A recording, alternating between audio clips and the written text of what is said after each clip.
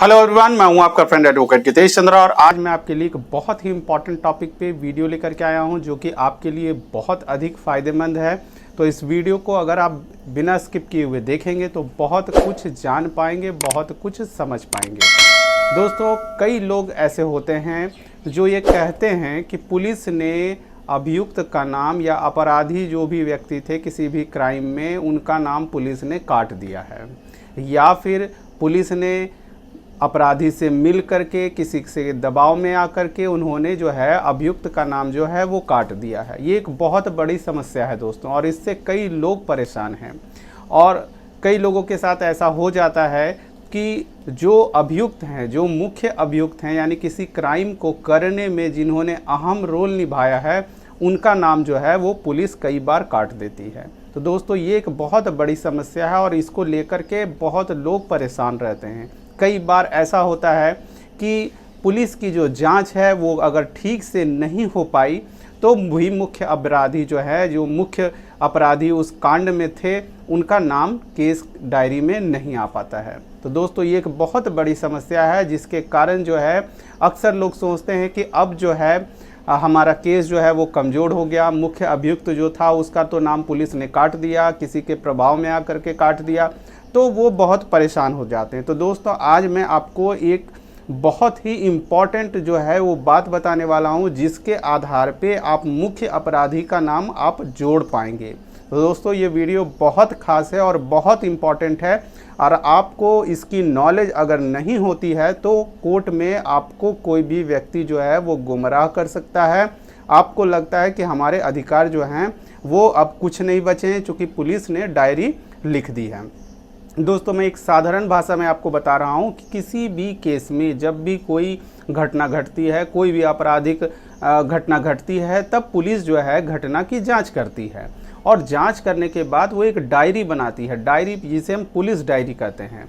तो आप police diary को कैसे समझ सकते हैं? पुलिस डायरी ठीक उसी तरह से होती है जैसे कि आप स्कूल में जब पढ़ रहे थे आप नोटबुक बनाते हैं, यानी कि आपके पास एक कॉपी होती थी जिसमें आप सारे क्वेश्चन आंसर्स लिखते थे। ठीक उसी तरह से उस घटना से जुड़े हुए हर एक बात की जो है वो पुलिस जांच करती है, और जांच करने के बाद वो उस डायरी में लिखती चली जाती है, और इसे ही पुलिस डायरी कहते हैं।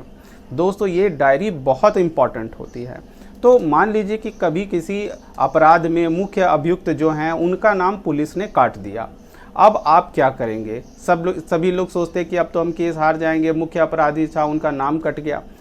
और कई लोग ये भी सोचते हैं कि अगर पुलिस ने डायरी में नाम किसी व्यक्ति का काट दिया तो कोर्ट में जज साहब तो सिर्फ डायरी को पढ़ते हैं, जज साहब को इन्वेस्टिगेशन के बारे में कुछ पता नहीं होता है, तो वो बहुत अधिक जो है वो परेशान हो जाते हैं। और कई गलत पुलिस अफसर जो हैं इस बात की अच्छी खासी जो है वो पैसे भी लेते हैं, जो कि बिल्कुल गलत है। उन्हें ऐसा बिल्कुल नहीं करना चाहिए, लेकिन कुछ जो हैं, कुछ अधिकारी जो हैं वो इस तरह का काम को करते हैं और लोगों से पैसे लेते हैं, जो कि बिल्कुल गलत है।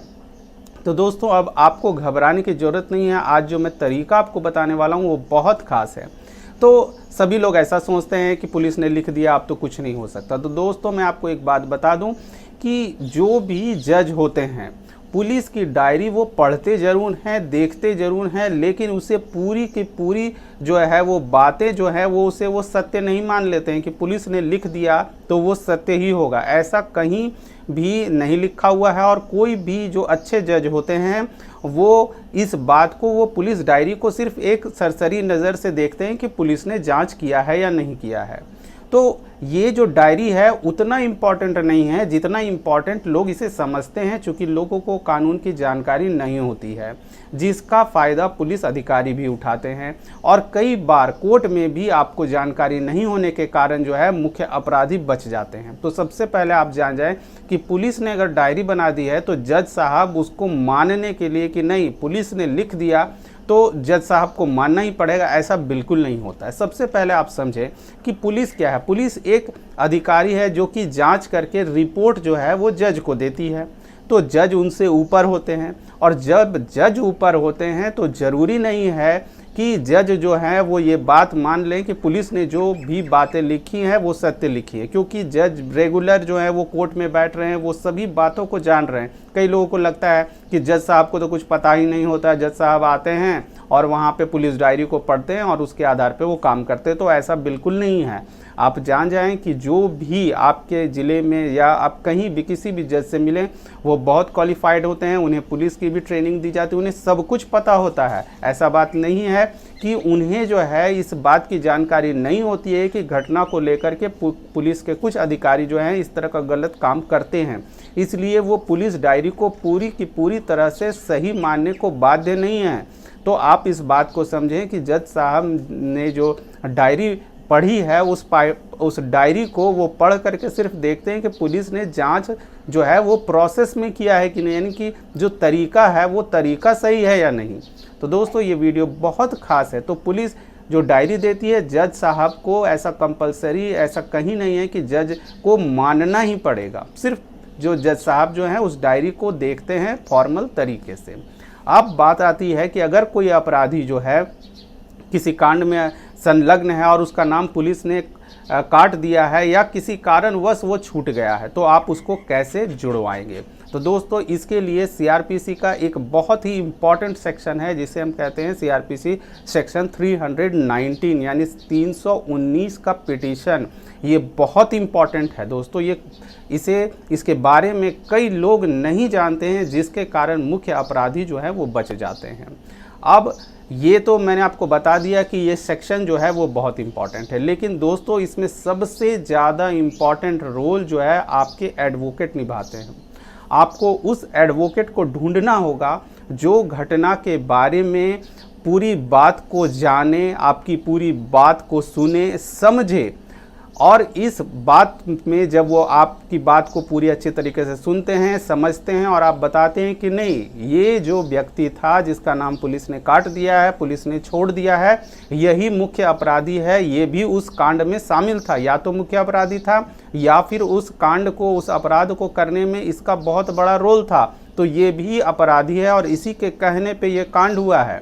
कई घटना को अंजाम जो है इस व्यक्ति के द्वारा दिलवाया गया है। ये व्यक्ति वहाँ नहीं था, लेकिन इसने ही सारा काम जो है वो करवाया हुआ है, वो इसमें इन्वॉल्व है पूरी तरह से।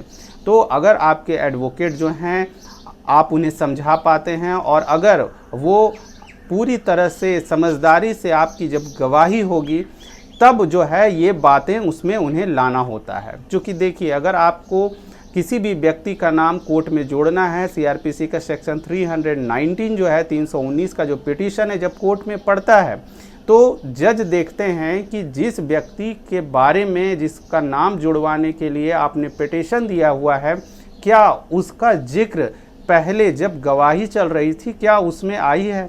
तो ये बातें कौन करवाएगा, ये काम आपके एडवोकेट करवाते हैं कि आपको गवाही किस तरह से देनी है और किस तरह से वहाँ पे जो व्यक्ति छूट गया है उसका नाम वहाँ पे उसको लाना है। यानी कि 319 का पिटीशन देने के बाद अगर आप किसी अपराधी का नाम जुड़वाना चाहते हैं तो ये मटेरियल, ये बातें, बाकी जो भी गवाह हैं, जो भी विटनेसेस हैं, अगर वो कोर्ट में उस बात को उसका जिक्र करते हैं कि हाँ ये व्यक्ति भी इन्वॉल्व था, ये व्यक्ति था, या किसी भी तरह से उसके बारे में बताते हैं और आपके पास प्रॉपर एविडेंस है। कई बार ऐसा भी होता है कि पुलिस कई सारे इंपॉर्टेंट एविडेंस जो है वो जानबूझ करके भी काट देती है। कुछ गलत अधिकारी जो हैं वो कई सारे इंपॉर्टेंट डॉक्यूमेंट जो उन्हें मिलते हैं जांच के क्रम में, लेकिन वो उसका जिक्र जो है वो पुलिस डायरी में कहीं नहीं करते हैं।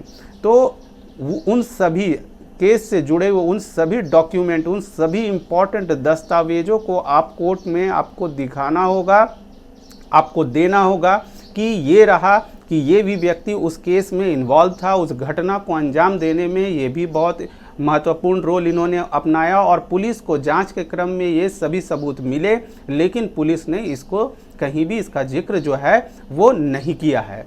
तो अगर आपके पास प्रॉपर सबूत होंगे, प्रॉपर गवाह होंगे और गवाह इस बात को बताएंगे कि नहीं ये अधिकारी जो थे वो जांच के क्रम में वहां गए थे लेकिन इन्होंने उनका नाम नहीं लिया और मुख्य अपराधी के अलावे भी ये अपराधी जो थे उसमें उस कांड में इन्वॉल्व थे, तब जाकर के जो आपका 319 का पिटीशन है वो जो है वो बहुत काम करेगा। और वो एक तरह से जो है वो बहुत इम्पॉर्टेंट चीज़ है, एक ऐसा पिटीशन है जिसके आधार पे जो है उस अपराधी जो कि जिसका जिक्र कहीं नहीं है, पूरे केस में उसका जिक्र कहीं नहीं है, लेकिन वो व्यक्ति का नाम जुड़ जाएगा। और कई सारे केस में ऐसा हुआ भी है। कई सारे अपराधी ये सोचते हैं कि पुलिस को हमने पैसे दे करके या भी किसी भी तरह से हमारा अपना नाम तो कटवा लिया, लेकिन बाद में पता चलता है कि नहीं, उनका नाम जो है फिर से केस में ऐड हो गया है। तो आपको उससे जुड़े हुए वो एडवोकेट्स को आपको ढूंढना होगा जो आपको टाइम दे सकें, आपके केस पे ध्यान दे सकें। कई लोग कहते हैं कि एडवोकेट जो हैं वो सिर्फ पैसे लेते हैं, तो ये बिल्कुल गलत बात है। उनका वो प्रोफेशन है। जिस तरह से आप सभी दूसरे काम करते हैं उसी तरह से एडवोकेट भी अपना काम करते हैं। और कोर्ट का जो प्रोसीजर है, आपको भले लगता है कि थोड़े सा टाइम है या बहुत कम पिटीशन वकील साहब ने लिखा और इतने पैसे ले लिए, तो वो उनकी फ़ीस है, वो फ़ीस जो है वो लेंगे। जिस तरह से आप दूसरा कोई भी काम कहीं करवाने के लिए जाते हैं तो आप वहाँ पे चार्ज पे करते हैं, तो उसी तरह एडवोकेट को भी आप चार्ज पे करते हैं। लेकिन कोर्ट में आपको वैसे एडवोकेट ढूंढने होंगे जो आपके केस को पूरी गहराई से समझें, आपको समय दें और इस तरह से 319 का वो पिटीशन डालते हैं। तो जो अपराधी उससे बच निकले हैं, केस डायरी में उन्होंने पैसे दे करके या किसी भी तरह से अपना नाम हटवा लिया है, उनका नाम फिर से जुड़ जाएगा। तो दोस्तों, सीआरपीसी का सेक्शन 319 जो है वो बहुत इंपॉर्टेंट है और आपको इसके बारे में पता होना चाहिए। ये आपके केस को बहुत अधिक मजबूती प्रदान करेगा, लेकिन कब?